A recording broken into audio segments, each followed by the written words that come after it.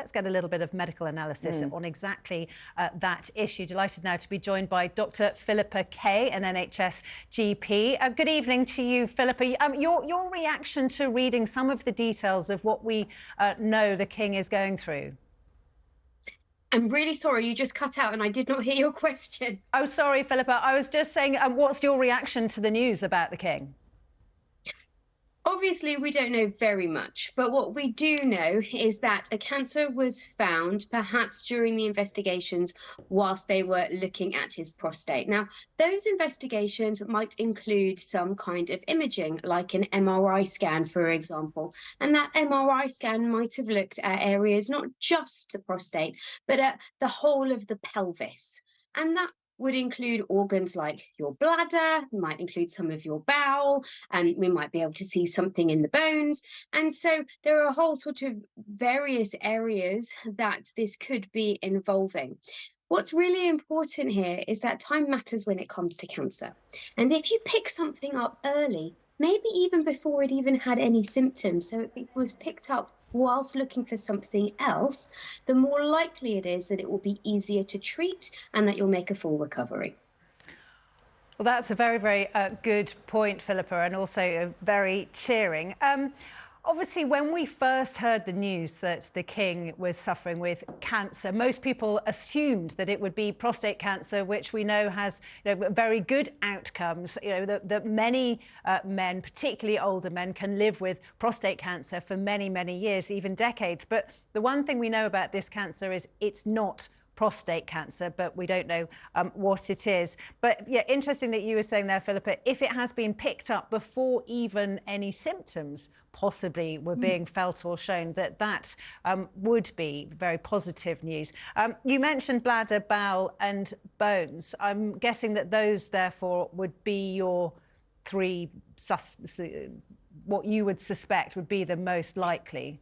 So if they did an MRI or a CT of the pelvis, then that would be some of the things that I might predict that it would be. It is possible that they did more imaging over different areas of the body, so it might be something else. And of course, he has the right to privacy.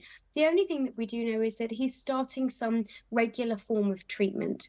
And actually, that might be chemotherapy, that might be radiotherapy. And now we often will give chemotherapy before surgery. So it doesn't mean that there isn't going to be surgery ahead. We don't know the answer, but sometimes you will give chemotherapy to try and shrink a tumour before you would go on to have some kind of surgery. So we don't know, but of course we wish him all the best. And it might be reasonable to assume that that kind of treatment might have some kind of side effects like fatigue or perhaps affecting your immune system, because he's been advised to avoid public duties whilst he has that treatment. Yes, I think that's where so many of us have had relatives or direct experience of having some sort of radio or chemotherapy or even immunotherapy. And then particularly during the COVID years, those people being immunocompromised, that was very, very worrying. And of course, the King being somebody whose day job is getting out there, shaking hands, meeting people, that's going to make it very, very difficult for him, I guess. Philippa, assuming that we know he is having either some sort of chemo or radio. Presumably that means he really shouldn't be out and about until that treatment ends.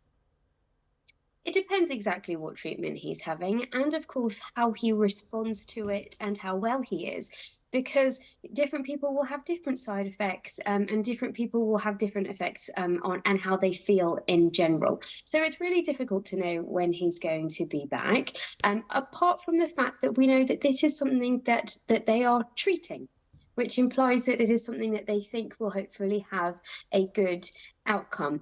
I think the other thing to remember is that as far as I'm aware, King Charles has been of good health up until now. And that he is somebody that can exercise. I'm not aware that he's a smoker, for example. And those things are always good when we're going into a more major treatment. So the fitter and healthier you are before you go into treatment, the more likely it is that you will have a better outcome, to the extent that actually now we call it prehabilitation, that if you're going in for a major surgery, sometimes we delay that surgery in order for you to become more fit before we get there. And you're absolutely right, Philippa. I mean, he's well known, the King, as being very disciplined, very keen on looking after his own health. I remember being told by somebody close to him that he's obsessive about keeping his weight at 11 stone 5, which is a very, very healthy weight for a man of his height. The Queen constantly refers to him being the fittest person she knows of his age, and always outpacing anybody on the lengthy walks that he likes to do. And of course, we know from Harry's book Spare that he does a very rigorous exercise regime every night. It's called the 5 Basic Exercises. It was invented by the Royal Canadian Air Force, and he does them actually twice a day. There was a very funny bit in Harry's book where he'd say if you walked into your father's bedroom, you were likely to see him hanging upside down doing his exercises. So I think you're right. He certainly is somebody who looks after himself, and that surely must be a good thing as he embarks on treatment for cancer. Dr. Philippa Kaye. Absolutely. So if anybody actually is out there listening and thinking, oh, I know I'm having surgery in the next few weeks, there are things that all of us can do. And that would be to stop smoking. That would be to have some physical activity. And that means that we start with a walk. And after surgery, again, we start with a walk. So there are definitely things that we can do to get us in better shape before we start whatever treatment we have. We may or may not know more details in the future, but what we do know is that the King already talking about his benign prostatic enlargement will have helped many people come forward to get help and treatment for their own symptoms. So I really commend the King and the royal family for talking about their health issues, because it really does help other people. Yeah, and in fact, Philippa, exactly on that point that you were making, just looking at some statistics about what an impact the King being so open about his prostate issues did have. NHS website that offers advice on prostate enlargement saw more than 11 times the number of visitors following the King's diagnosis. And on Wednesday, the day that the palace made that prostate announcement, the page received about 16,500 visits, compared to, on average, fewer than 1,500. So that's a whopping 1,061% increase. So exactly what you were saying, Philippa, it makes a real difference. It absolutely makes a real difference. And whilst I would prefer that we could get that education to everybody without somebody famous or a public figure being unwell, until that point, I'm very grateful for the people that are kind enough to share that information, because it empowers other people to come forward.